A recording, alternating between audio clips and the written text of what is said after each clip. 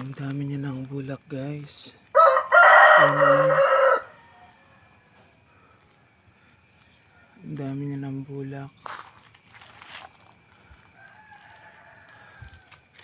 May mga bunga pa siya. Ayan.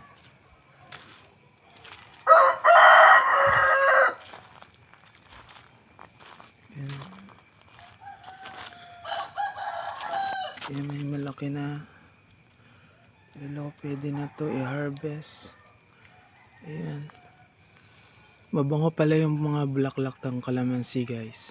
Naamoy ko siya. Mabango. Ang dami.